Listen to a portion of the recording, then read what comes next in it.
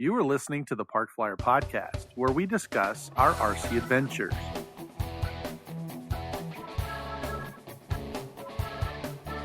Welcome to the Parkflyer podcast, where we discuss the ups and downs of the new RC Flyer. Join your hosts, Michael and Jay, as they take flight at the park. Now on with the show. Hi, everybody, and welcome to the Parkflyer podcast. I'm Jay from the hills of Texas, and with me tonight is my good buddy. And this is AK Mike in Texas.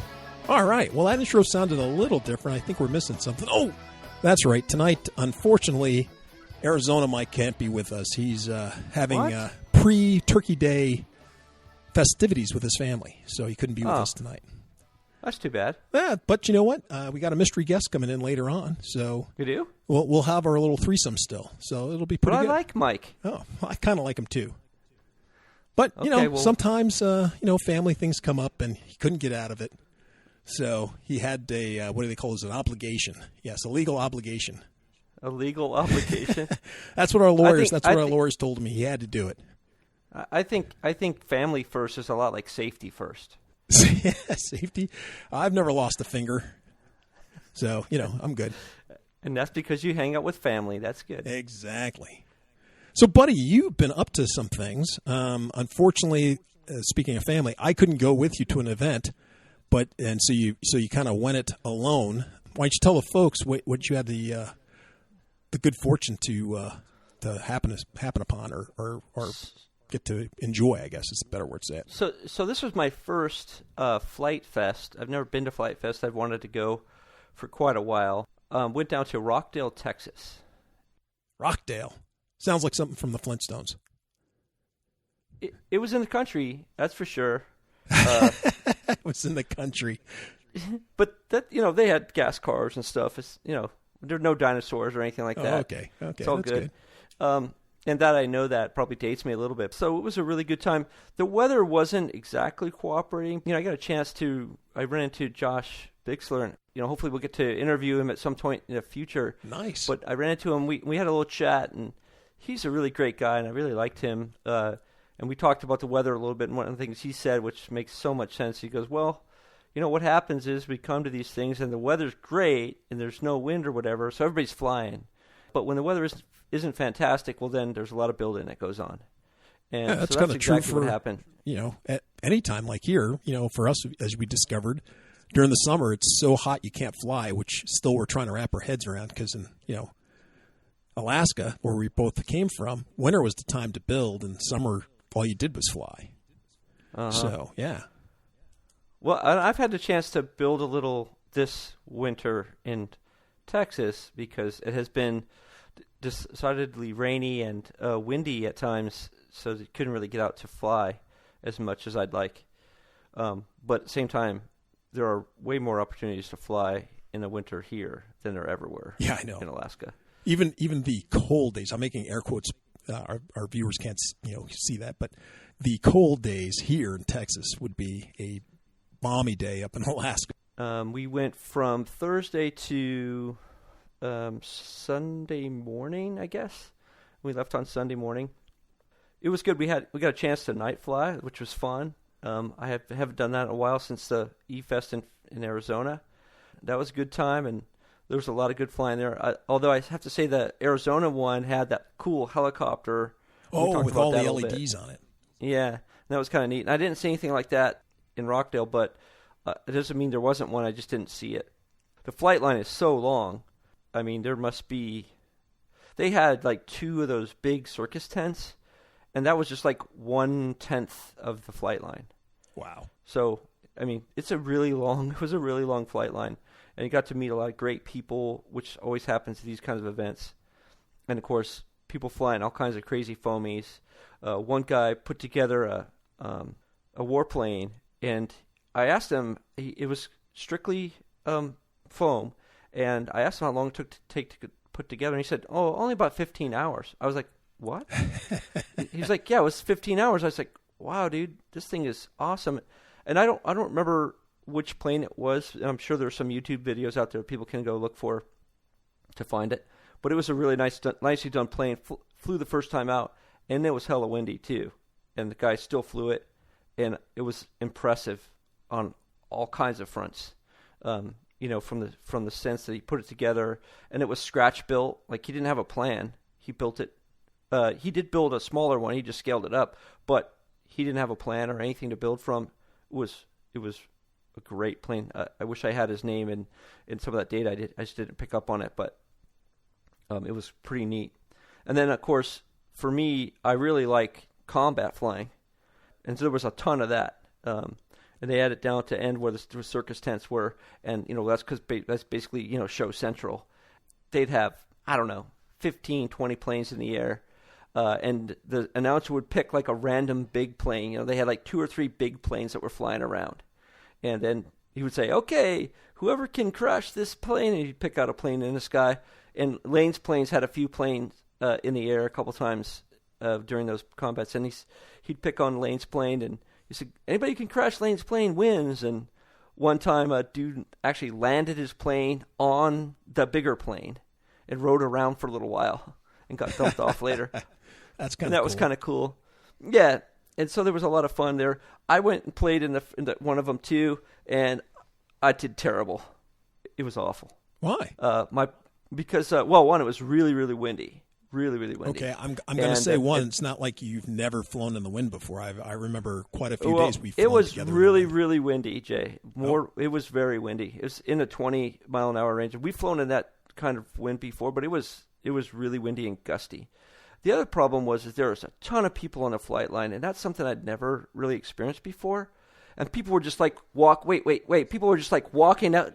I was going to say, just real quick, to compare it to like the Arizona Festival and this, the Arizona Festival, would have like 8 people flying. And you just said it was like a 1/4-mile long flight line. So that in itself sounds kind of crazy. And I do remember something from one of the, I think we were looking at the website together, and it kept saying combat flying, but it didn't say like when it was. It just said be prepared for, I think, combat flying, and like another I think quote in there was something like don't bring your favorite planes or something like that. Yeah, I think the combat flying that happened was actually in a restricted space. Like it was as big as the 2 circus tents, right? And so that was a small area, but you still had 30 or 40 people flying. And the problem is that people would throw their plane and it would crash, and they would just go walk out on the flight line. And I was uncomfortable flying my wing with people just walking out in front of me like that. I mean, they knew they were putting themselves at risk doing that, but at the same time, I didn't feel comfortable tossing it in the air while they were underneath. It was a couple times where I was about to throw it, and that somebody walked out in front of me. Like, holy crap, that would have hit them right in the head.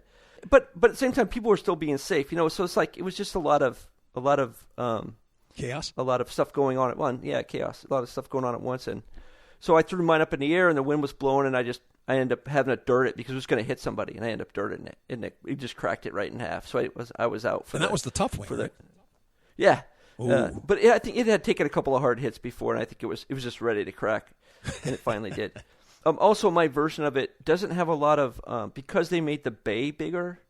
It doesn't have a lot of foam toward the leading edge and the tip, so if you hit it just right, it will crack along the wing line. It actually snapped. It actually snapped the carbon too. So I mean, it hit pretty hard because again, I was going full throttle, and someone walked out in front of me, so I had to kill it and dump it as fast as I could, and it just ended up breaking it. So anyway, it doesn't matter because it was such a great time watching people fly and crash into each other. It was a great thing. I think they even had a fire, which they put out really quickly. I mean, it was the safety that was going on there was awesome. They did a great job making sure that people stay safe. I think some people made bad choices, but it was few and far between, really, when you get right down to it. Now, another, difference between, the Arizona Festival and the Flight Fest, everybody brings the latest and greatest motion RC aircraft at the Flight Fest. But here, it mainly was our start of the hobby, which is, blue core or foam sheet stuff is the main emphasis at the Flight Fest. Right. Yeah, that's right.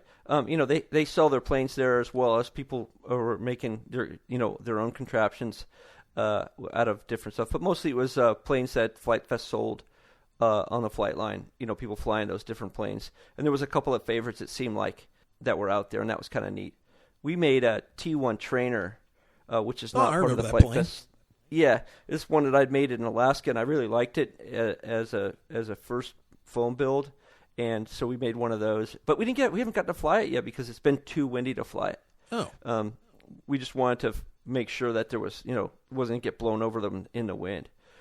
If I was flying it, I might have tried it myself, but at the same time, even I didn't feel like I could fly that in the wind because it's the T1 trainer. It doesn't really have a lot of boost. So that's waiting for a good day. We haven't even had a good day since we've been back to fly it. So we've flown other planes, but just not that one because we really want to wait for that to that's too bad. Have a reasonable day to test it. These are all home built and stuff. What plane kind of stuck in your mind as something different or unusual that you saw there? There must have been a couple. I took a picture of one. I can't remember the name of it right now. I should have looked that up before we started talking. But there was one kind of looked like a North Star or type another of Polaris. plane. But yeah, it looked like a Polaris, but it had a different kind of tail on it. I think it had like a V tail on it. Instead of a T tail, it had a V tail. That's kind of cool. Yeah, I don't remember. Again, I don't remember the name of it. But that was really the only plane that I saw that kind of stuck in my head as one that was like, wow, this is really cool. Well, what about giant planes? I know at some of the other E-Fests, the thing that were pretty remarkable is somebody who makes like a giant-sized, like you said, a T1 trainer, but they're using like plywood size, pieces of foam. Well, the giant-sized plane that I saw was one that was more like a paper airplane, and it was Lane's Planes made it. Oh, really? And yeah, I found the name of that plane. It was EKRANOPLAN, Cranoplan. Okay. But basically, it looks like a North Star with a V tail. Oh, all right. Yeah. So the one that was there was another bigger one, but I don't know I couldn't tell you what it looked like. Like I don't remember that. It didn't stick out like the paper airplane one did for me, just right. Because that to me is the epitome of paintball / combat flying / whatever you want. Yeah, If you want to make a target, that's a beautiful plane to make a target because you can alpha fly that thing, and it's the one that Lane's Planes made. They made it out of that 2-inch pink foam. Oh, really? So this was a monster plane. It was monster. It was at least 6 to 8 feet in length, and it was huge. Oh man! I don't know all that. I didn't get any of the stats of it, but it was huge. It was good. Oh, there was one that was a bus, like someone put wings on a bus. And again, I think if you went on their site or go on YouTube and look for it, you find a lot of great stuff because there's stuff that we didn't even see. I mean, well, yeah, I guess so. If the flight line's a quarter or half a mile long, if you're at one end, you can't see what's at the other. Right, and there were 2 flight lines too. Oh, 2 flight lines. 2 flight lines, yeah. Dang. One they say they originally said they weren't going to do power planes, but then I guess it worked out that they did. I don't exactly know what happened, and the other flight line basically was where the power planes were flying. So if you had a gasser, you could fly it into the other site. And I don't know if that'll be different for next year because I think this is their first time in Rockdale.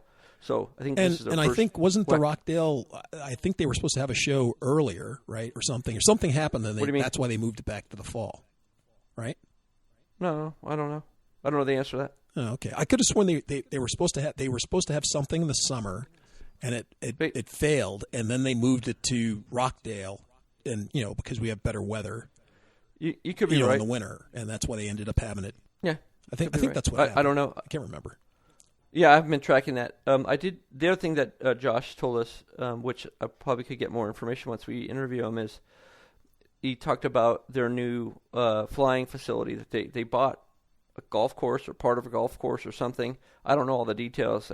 I didn't understand it at first, so I'd really like to ask him some more questions about it. In what state? But they've I believe Ohio. Oh, up in Ohio, okay. Which is where they are, I believe. Yeah. Well, that's great. So again, I don't know all the details. That's online too somewhere. I hadn't been tracking any of that. For me, it was just a first time to go to Flight Fest, and so I just went. I'm not really I didn't go to school as a reporter, so I don't really do all the things can tell, right. Mike. It's like I'm talking from somebody from CNN, right? As you exactly. Speak. It's amazing. Yeah. I think one of the bummer things, which has nothing to do with Flight Fest, was the area didn't really have good self-service. Oh, really? yeah, so like there were a bunch of times where we couldn't even connect with anybody. Oh, So- that's true. Because I was bugging you for pictures or to send me some, something that's going on, and then I'd get it. Yeah, and I couldn't really do anything. Get back to the hotel or something like that. Yeah, exactly. And even at the hotel, you get outside of the hotel, great service. You get into the hotel, nothing. And so it was, and like there was like one spot in the hotel, you just had to stand in the middle of the reception area, and it was like one spot. If you moved anywhere 3 feet left or 3 feet right, no service. It was terrible from that perspective. But in the end, we were there to fly and have fun. So I guess that's probably not that big of a deal. But it was one kind of thing that was sort of irritating because I couldn't send as many pictures or do as much conversation I would have liked to have done while we were there. So. Well, cool. So if they have another one next year, you definitely going to try to make that one? Oh, I definitely would go. Okay. There's no question about it. It was well worth going. I would love to have better weather. It rained a bunch before we got there, and then rained one night while we were there. Too. Yeah. But and it was kind of muddy and stuff, but that really didn't dampen pun. That didn't dampen many people's spirit or abilities. I mean, people were just out there flying, having a good time. Okay. Since when I go with you, I will be a new person going. So what would you recommend as a new person to when you show up? Should I bring my Motion RC A10 with me, or should I just bring my hot glue gun? Well, if you need a runway, that's not going to work, right? But if you can fly for grass, then it's great because there's grass all over the place. I think what I got out of that wasn't really about your planes that you should bring or not bring, because whatever you do, bring enough stuff to repair and make planes. That's what if you want to fly and only fly, then bring planes that that you can repair while you're there. But if you want to make planes too, because I think that's a good part of the fun. I mean, I did both, and the plane building was fun too. Do that, but I think the biggest thing I got out of that was I would prefer to have an RV there. Gotcha. I would have preferred. And you and I had talked a little bit about that, but maybe we make that work next year. Yeah, and there are a couple of reasons for that. One is town's 20 minutes away. Oh, was it? Okay. So if you needed to get to the hotel, it's 20 minutes away. Now that's not that very far when you think of it. Yeah, but still, like at the if you want to go get lunch in or Arizona, whatever, that sure was convenient to walk out of the trailer, go fly for 5 minutes, come back in, scratch your butt, maybe lie back down, take a nap, get back up, go back out and fly or see what was going on. Or eat a sandwich or whatever out of the wind or whatever, right? Now, they had some pretty good food there, too, some food vendors. But at the same time, sometimes you just want a can of soup or something. Right. And, if they're serving barbecue or whatever, and that's fine. It's good food, don't get me wrong. But sometimes you don't feel like that. And so having an RV or some camping thing would be better, I thought. And so I would prefer to have had an RV or something with me so I could stick around there and build and fly and build and fly and build and fly. Gotcha. All right. Yeah, so. Well, anything else you want to note about your fun time out there? Other than I'd recommend it. No, not really. Well, do you have any other questions no, about dude, it? In fact, I was ready to say I see the red lights over there flashing, which is telling me that the RC hotline that we have is buzzing, and I think our mystery guest is on there. Okay. Why don't we take a short little thing, and I'll bring up the line on our RC hotline and get him on. Sounds like a plan.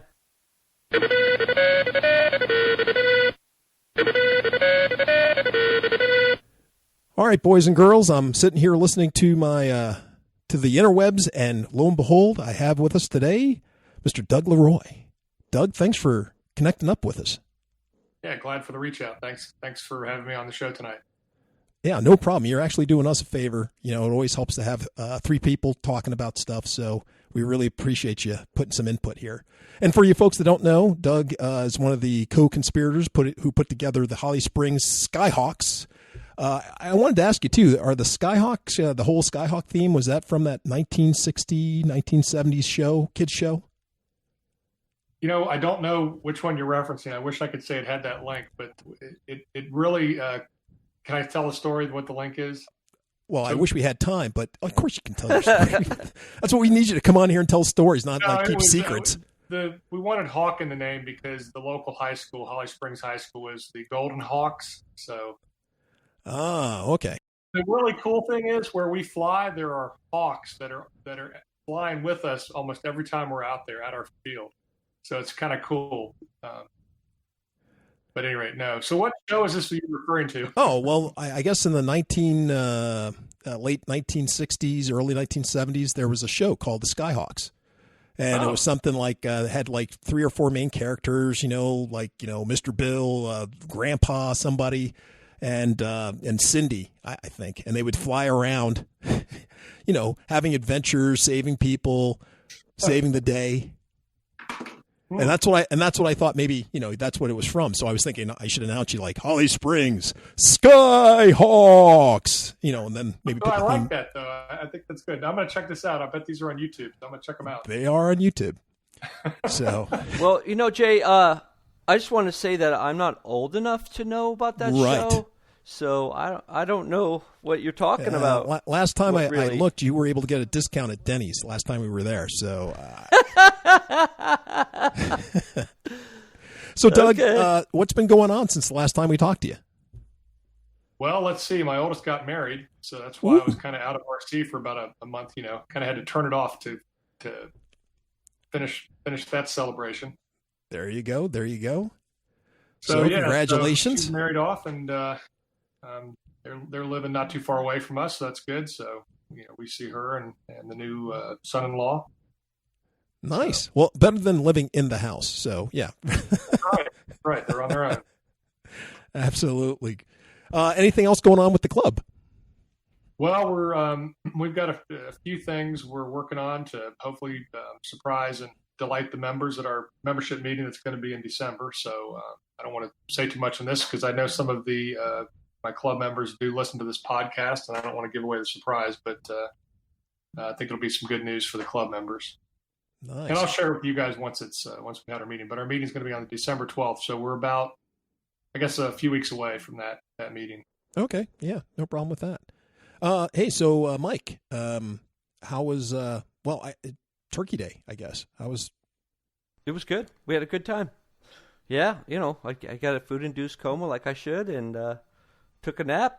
Ate food, took a nap, gave thanks. It's what I do. It's what I do. I followed that model. It was really good.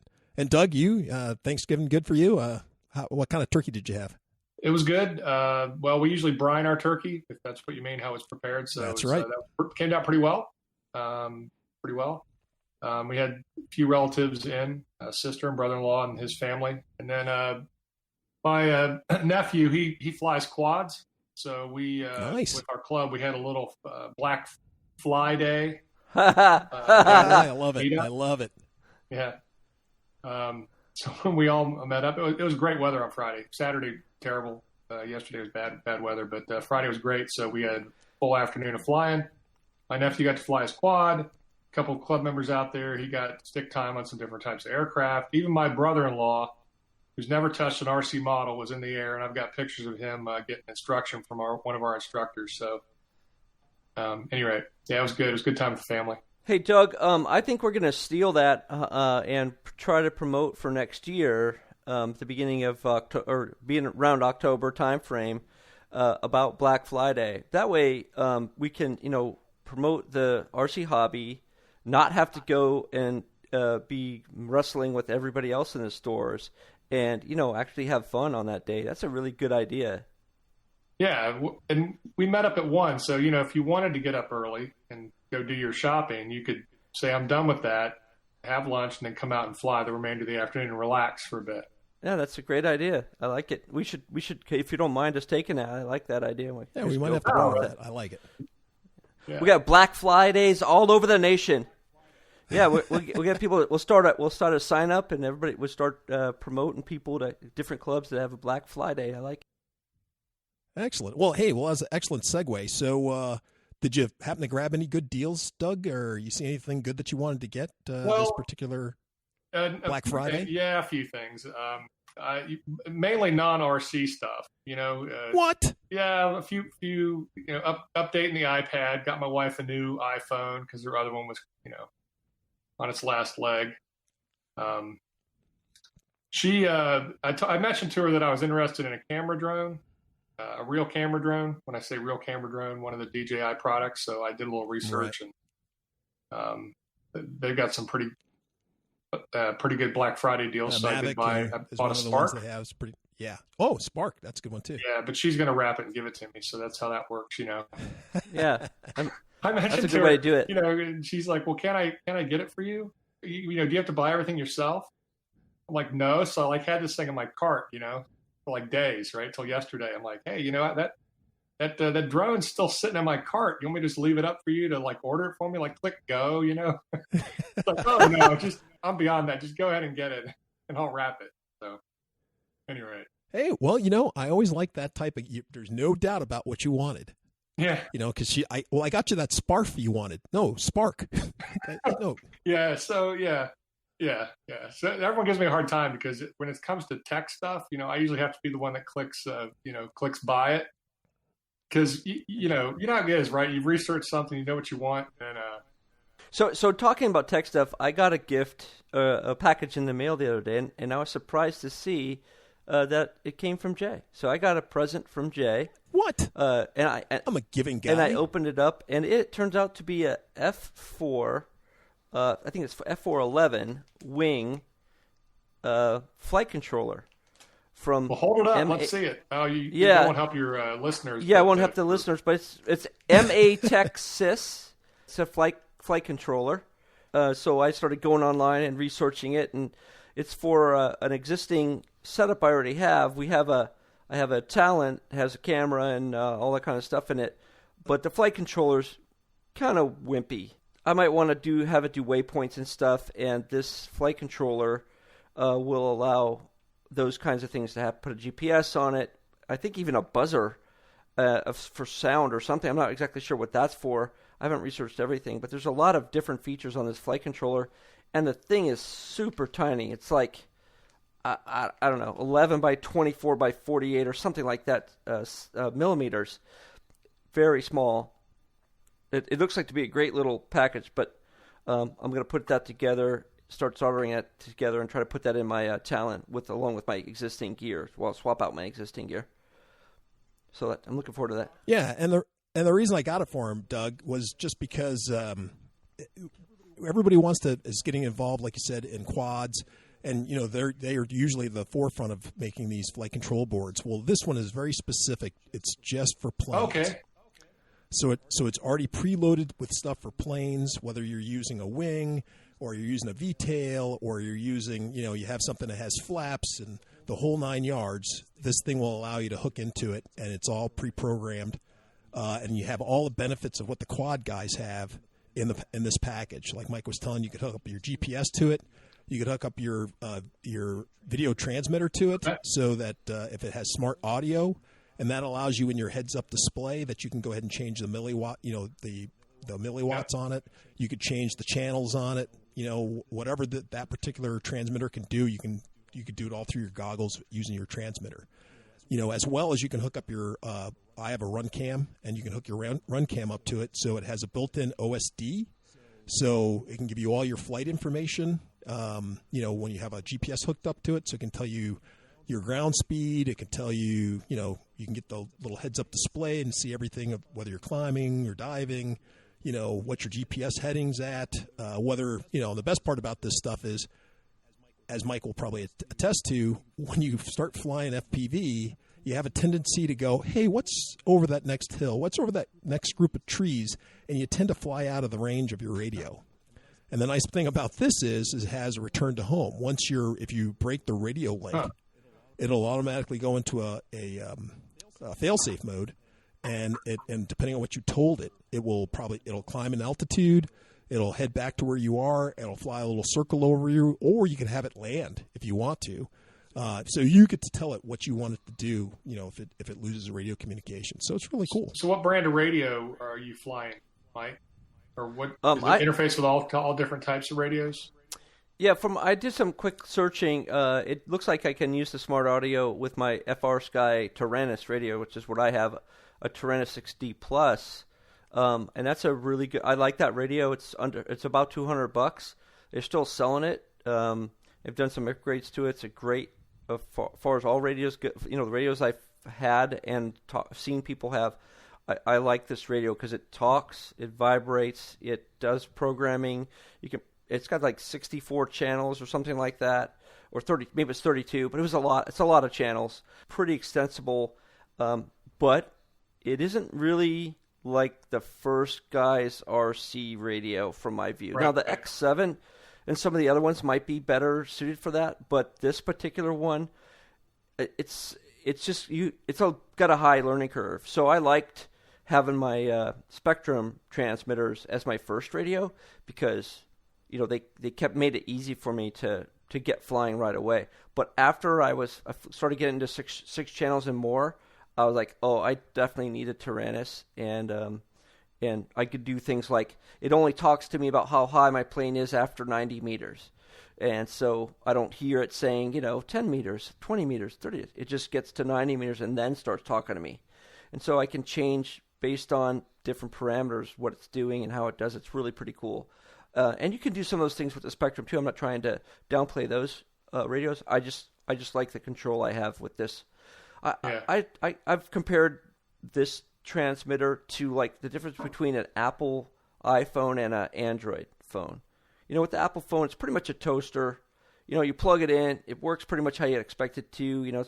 But it's very controlled, and changing it is somewhat hard. But with the Android phones, it's not necessarily as intuitive, although they've gotten a lot better as time gone by. I feel like I have more control with the Android phones than I do with the iPhones. Anyway, that's what I fly.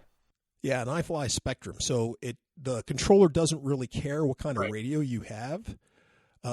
It does care, I guess, more about your. Well, I guess it does, because depending on whether Spectrum can use a little PPM or PWM, for their signal, where Mike's radio can use an S bus or PPM, and depending on how you want it to come into the controller.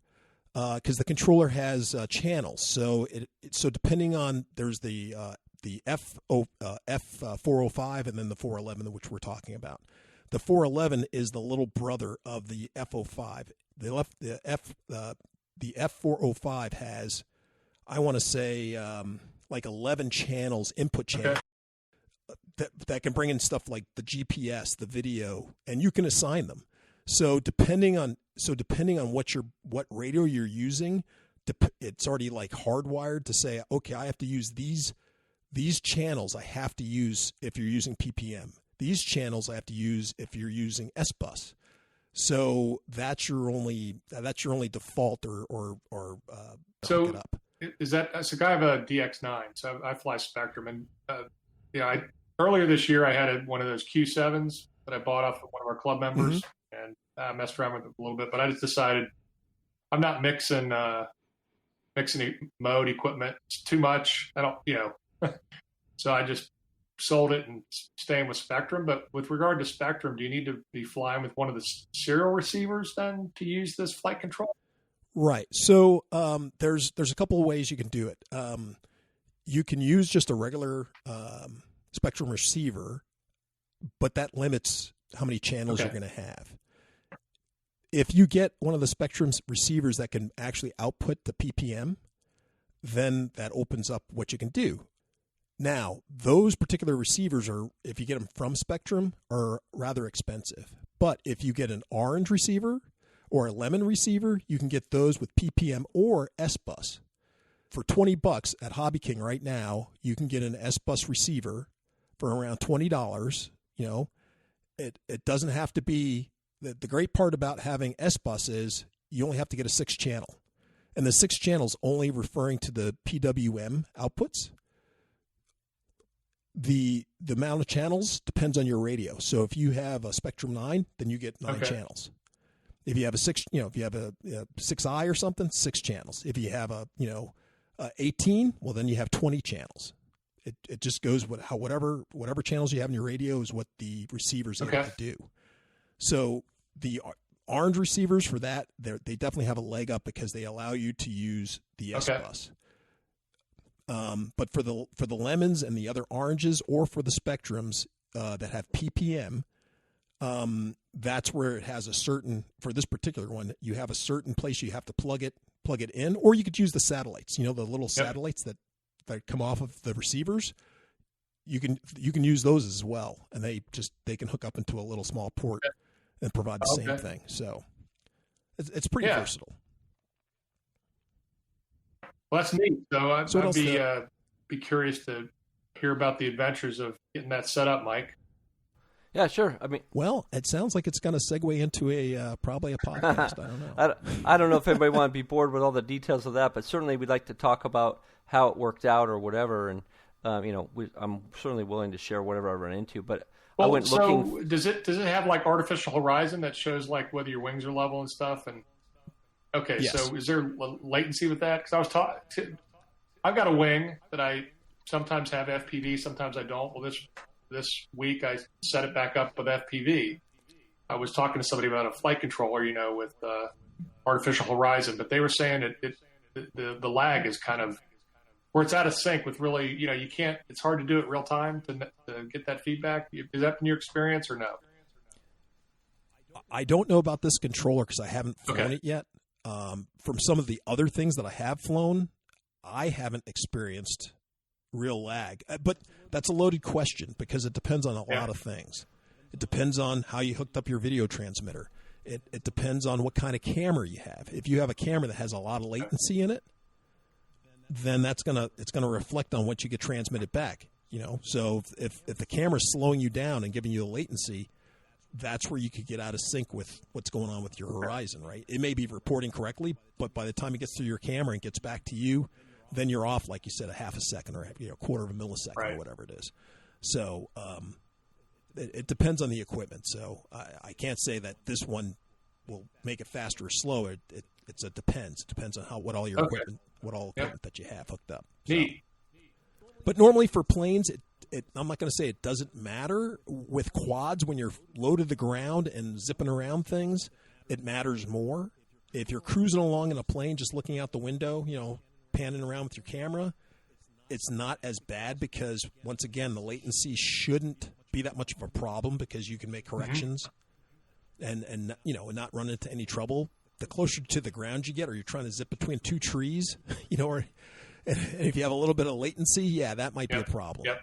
But we definitely have to do a show there, Mike. Oh, okay. We already have one person. Well, that's a good one for a Christmas list because I would say I was kind of interested in some of the pre-made quads, but I don't know that I'm ready to get a race quad because I'm not sure I want to do quads. Right.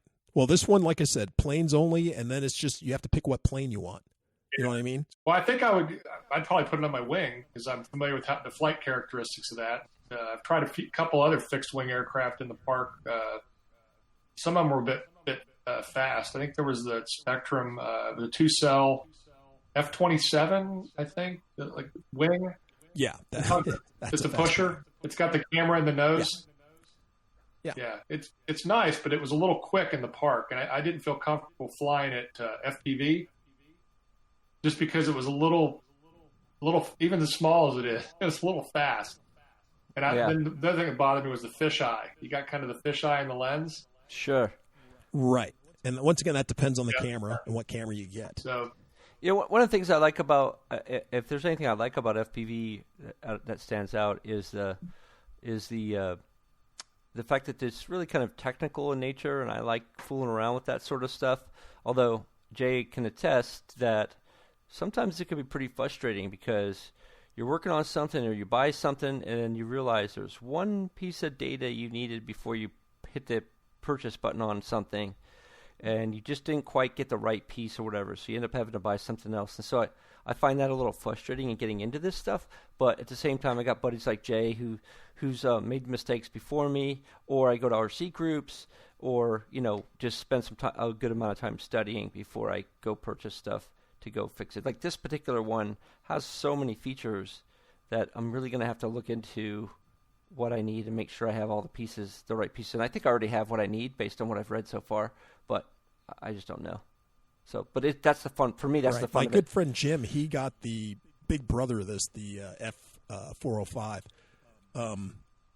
for what he wanted to do, and like I said, there's no wrong or right answer in that. The nice part is we both have the same series, so if we have, like, he has questions or I have questions about what he did for hooking things up, I ask him and talk to him about what his board does. Now, the nice part about his board, or this one, you have to be a little bit, what's the word I'm looking for, familiar with soldering, because there's a few places to stick like header pins into, just a few.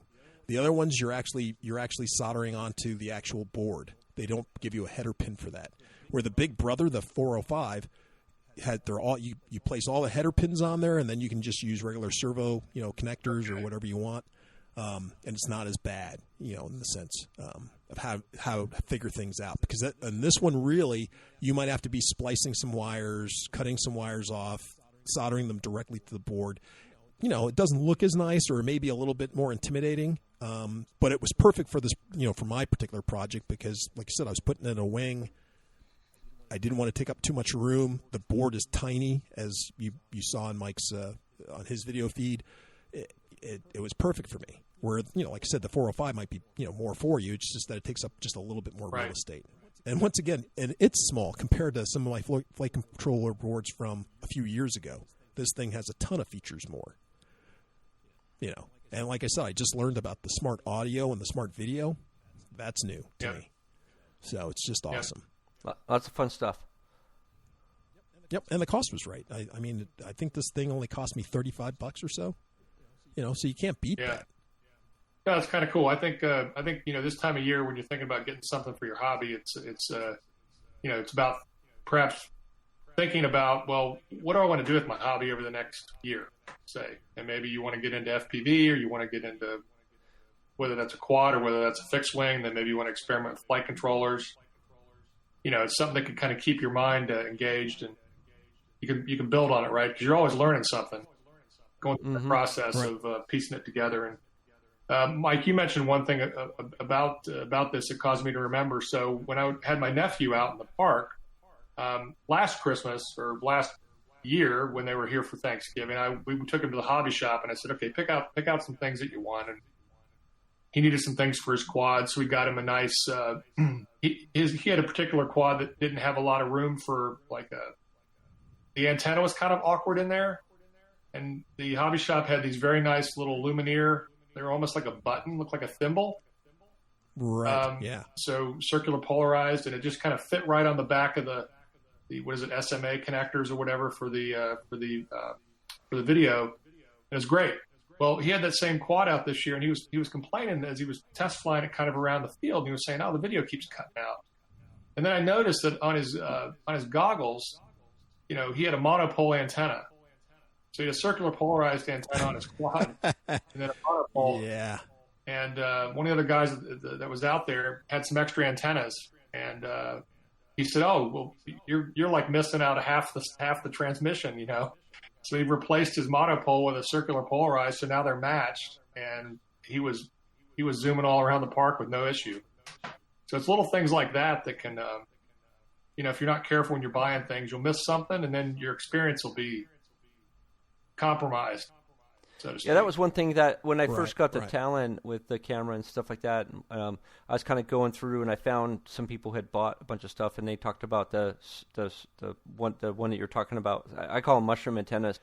I played with a bunch of different configurations, and it was amazing how if you had two different antennas, one that was out of phase, well, then all the picture would be no color or be kind of funny. Or if you didn't have enough power, like if I was set to 25 milliwatts and I was too far away, then it would change the way that it looked, or just different things. And it was really amazing how many different possibilities or problems you could create for yourself just by not understanding that stuff. And even on the web, there's a lot of information out there, but it's not always clear. Like I had Jay to bounce off of, so for me, it was easier to learn, and I actually work in an environment where I can talk to guys about radio gear and how that stuff works. And so I was able to work that stuff out to my advantage, but I don't think that's true for everybody. Like because you could buy an antenna and it would be cheap, or it might be expensive and it still not work very well because you didn't do something right, or you didn't think about it the right way, or whatever. or there's something mismatched. And so there's so many components, there's so many pieces of data that you have to look at and understand before you can make a good choice. Yep. So I'm not trying to scare anybody away, but at the same time, there's a lot of thinking that needs to be done. You can't really just go buy stuff for people. It doesn't seem like it's that easy. So what other stocking stuffers can you guys think of that you'd probably need or want? So I know we talked about this last year, but I'm going to say it again. That TS100, it's a soldering iron. If you don't have one, Doug, I recommend that you try to find one and get one in your stocking, because that thing is so awesome. And I got the power supply. You can hook up to battery, and that's cool, but for flight operations out on the field. But I got the one with the power supply. It was reasonably priced, and the power supply matched the unit. Yep. And that's a good choice right there. That's one of my favorite other choices for doing that. And of course, that would imply that you have all the soldering pieces that go along with it, like solder wick or Jay's showing his TS100 right now on the video feed. Okay. And you might want to have a table, or I also bought a magnifying glass that had a light. So my magnifying setup actually has a light now. So when I'm working, I don't have to have good light sources from outside the space. It just works right from where I'm at. And my particular version, which was like $13, but it has a battery too, so I can run that on a battery and not have power if I don't need it for that too. So I could use that in the field as well. So there's always good stuff like that. Yeah, your comment about lighting reminded me that I haven't seen them this year, but last year, and this is something to check out, Dollar Tree had these little LED desk lamps, with a little gooseneck, and oh, okay. They could provide pretty good for spotlight. So a small project, if you wanted like direct light, like right on what you're working on, like if you're doing soldering or you're doing some, I don't know, whatever, just kind of work on your workbench. You need a light source like right there. This was kind of amazing for $1. I went in and harvested a bunch of them. I've still got a few. We're going to give them away to club members. But it's a good idea. Yeah, it was a good little desk lamp. Branded under, I think, Sunbeam, the Sunbeam brand. But it was a little LED desk lamp. Yeah, but those are exactly the things that that I'm talking about that most hobbyists can use. Not just for RC stuff, but just all sorts of little things. Mike, you were making me think of something else. A flux pen. A flux. So flux pen. This year, yeah, right. Arizona Mike turned me on to these little flux pens. So I have a big old jelly thing. Looks like Vaseline jelly of flux. Right. And it's just, depending on the day, sometimes it's hard because it's cold out. Now it's like liquidy because it's, whatever. It's always been a pain to kind of put, like, say, that control board I was just talking about. I just need to find just a dollop right in this one particular place, and I'm trying to smear that stuff on there. Well, I just got this flex pen, and it looks like a regular pen, and has like a little marker, like magic marker tip, that style of a tip, and you just push it down wherever you want to put. You need just a spot of flux. And so for these small projects, it's perfect. You don't have to flux the whole board, right. If you're just trying to do this little pad. And it's cheap, too. It's like $2. So you can get them from Banggood or off of eBay. It's just another little, stocking stuffer that's just, after you use one, I'm like, why? Man, am I dumb? How has I've gone all these years and I've never discovered this thing? Yeah. So, speaking of Mike, cool. Too, you remind me of, I think he bought one of those Lane's Plains caddies. And he really liked those. Oh, yeah. It's like a wood drawer or whatever. It was sort of a plywood laser cut drawer, little, container thing. It was pretty kind of cool too. I like that thing a lot. Yeah, I actually have one of those. It's little. It's not the one with the drawers in it, but it's got just the little spool where you put your solder on there, and you can have the come out for on your desk.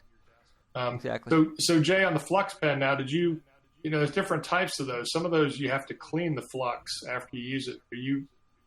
Because I got introduced to flux pens at a ham convention. Guys I'd never seen a flux pen, so they were using the flux pen. I'm like, well, I always thought the rosin and the solder was all you needed. Well, I guess for circuit boards and things, they use these pens, right? But there's some types of those that leave a residue that supposedly you're supposed to clean off before you button everything up or it'll corrode? Well, it's just a good habit that after whatever you're working on, to take a little alcohol and just smear it over and just take all that stuff off, whatever you're working on. But yeah, it does do that. Some can be corrosive, over time. And of course, it's going to be at the most inopportune time that you're flying that's going to happen. But it's a good practice that whatever you're working on, a little rubbing alcohol, just wipe down the board, take off all the residue, take off whatever little shenanigans you have on your stuff, and you should be fine.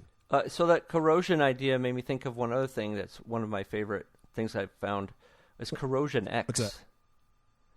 Corrosion X. For the escapes and stuff. Yeah, for the ESCs and for electronics, not for servos, but for the it could be for the electronic part of the servo, but you don't want to spray it on the servo itself. It's not good for that. That stuff works great. That is awesome because it keeps your stuff basically dry, if you will. It doesn't keep it dry, but it keeps it from getting fried by water. And so that's good stuff right there. Exactly. Corrosion X. It creates a nice little barrier to water, and it will keep your stuff from shorting out. Yeah, thank the heavens that we had to use that for a lot of our float plans, or we would have gone through a lot of controllers if we hadn't. Yep. Hey, so I stumbled across another thing. I was talking to Arizona Mike, and he was talking about how some of the guys had a problem where they were using a hot glue gun, and for Arizona Mike, a glue gun's kind of a bad idea.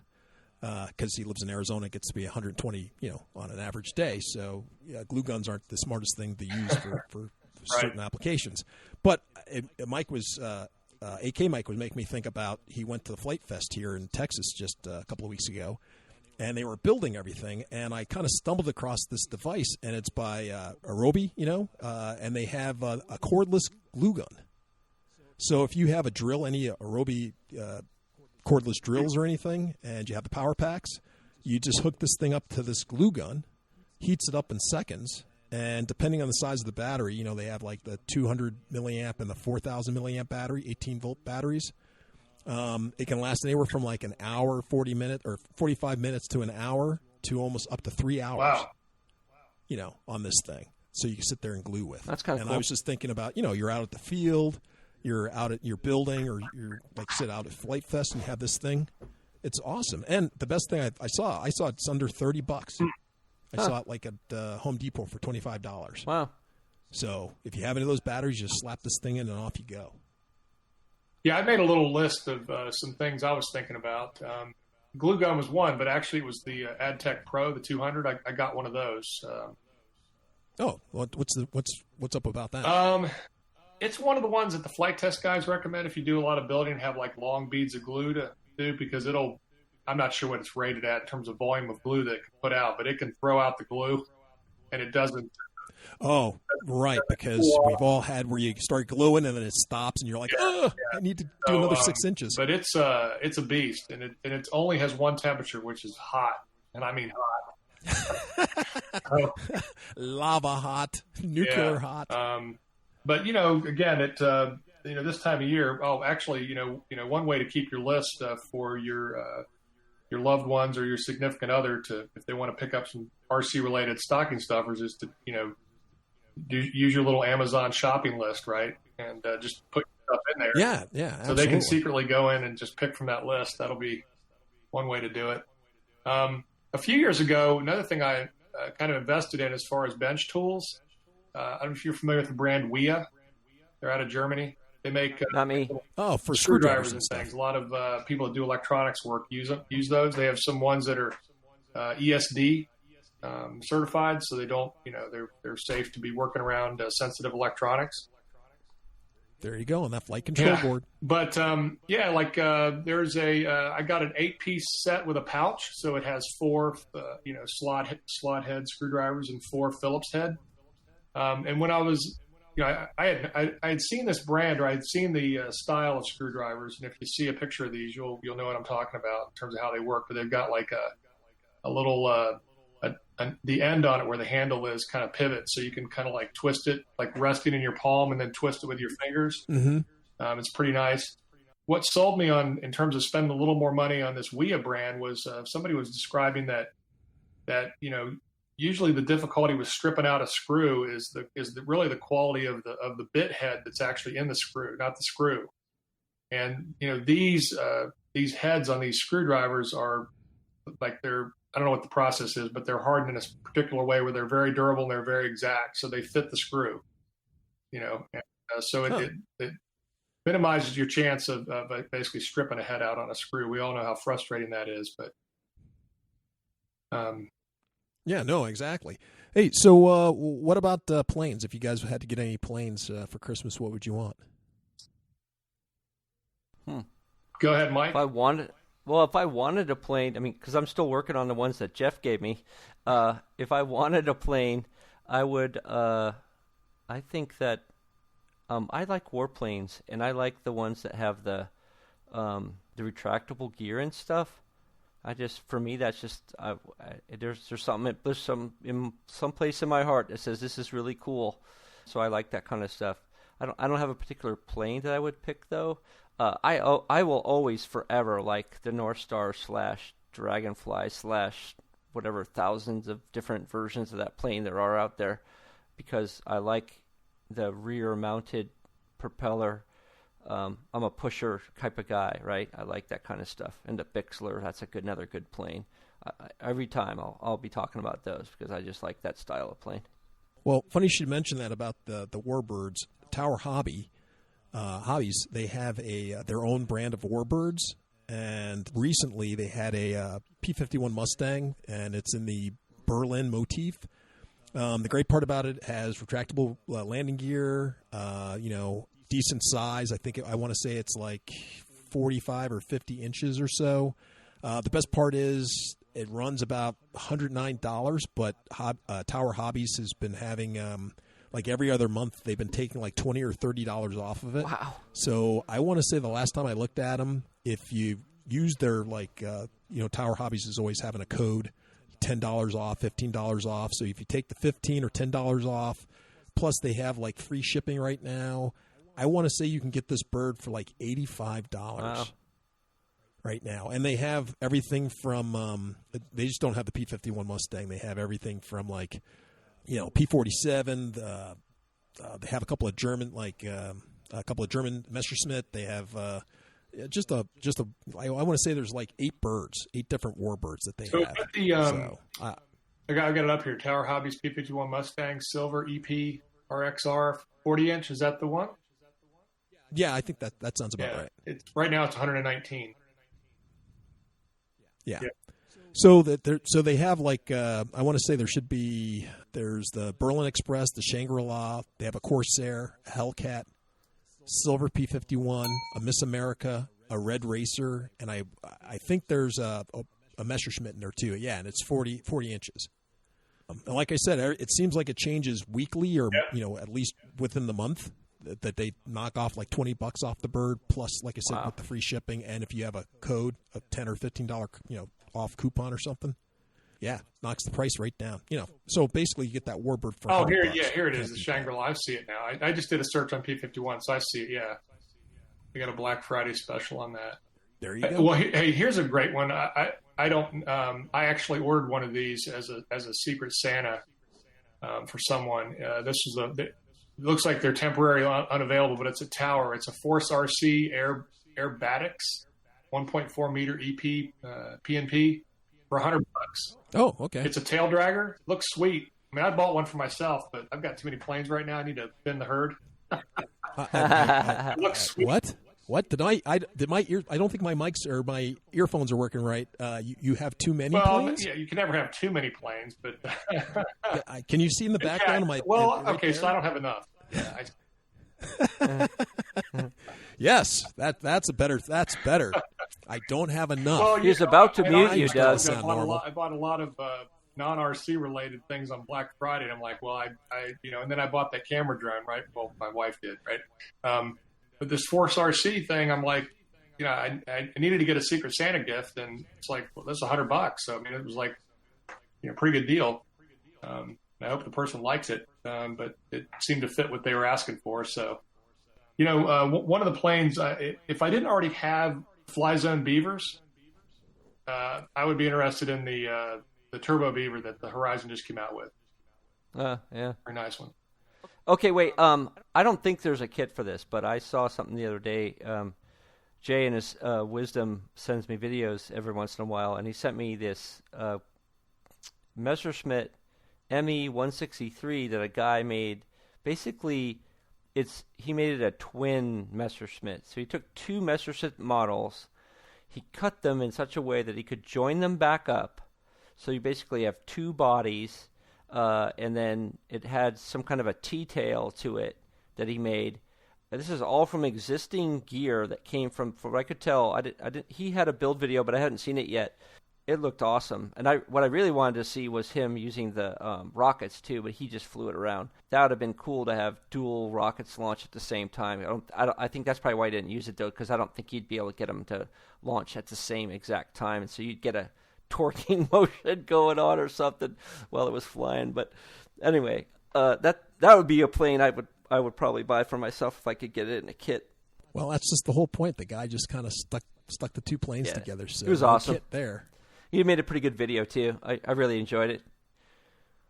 So, Doug, I looked on the wall, and my gosh, our time is zipped by again, my friend. Once again, would you like to put in a plug for your club and a little shout-out to anybody?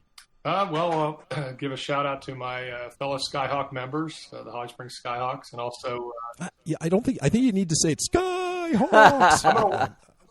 Yeah, next time that I'm on, I'll have that down. I promise. I'm going to check out YouTube and watch these things, get caught up on this. Somehow I missed this series when I was 5. Now that I'm much older than that, I will relearn what I've missed in my childhood. Yeah, I want to give a thanks to the guys at Hangar 18 Hobbies. I spent some time in there this weekend to ask them, what was selling, what was hot. Because they seem like they're doing a pretty good business, and it's good that folks are out supporting the local hobby shops. Absolutely, because that's one of the things I was going to say. As for sales overall, if we're looking for super bargains, they were kind of lacking this year. I don't know if you guys noticed. Like I said, I went out and looked. Like usually Hobby King is where I normally look. They usually have a big sale about this time of year, but even their sale this year is kind of lacking, and unfortunately, there weren't any really good sales. In fact, the only good sale that we got was from a place that was going out of business, unfortunately. So I'm glad to hear that your store is going good and strong. But that was the only store that I saw, and I think it's called Experience RC, unfortunately, and they were going out of business. Other than that, it's really been kind of lacking for really good sales. Yeah. Did you find anything, Mike? Oh, no, not really. All right. Well, listen, guys. Unfortunately, like I said, our time's up. Doug, thank you very much for coming out and lending an ear and giving us some good stories. As always, we always have a good time when we have you on. Like you said, we've increased our budget so we could have you on the show more. Yeah, so hey, those royalty checks are pouring in. That's right. I don't know what to do with all the money and family. No, we're gonna pave a runway in the park. There you go. I like that. Well, Doug's club has this really cool, announcement thing that you found, Jay. I'm kind of feeling jealous. I'm going to have to talk to the Richardson Club here and see what we can do about competing properly on, Oh, well, hey, we always like to have a little bit of rivalry. So we'll have to see what I can come up with. Maybe they can do something, a little bit, just like step it up just a little bit. Offer some challenge. Well, we'll have to have them on and see what they can do then. Well, once again, Doug, thank you very much for coming out and spending your time with us before Christmas.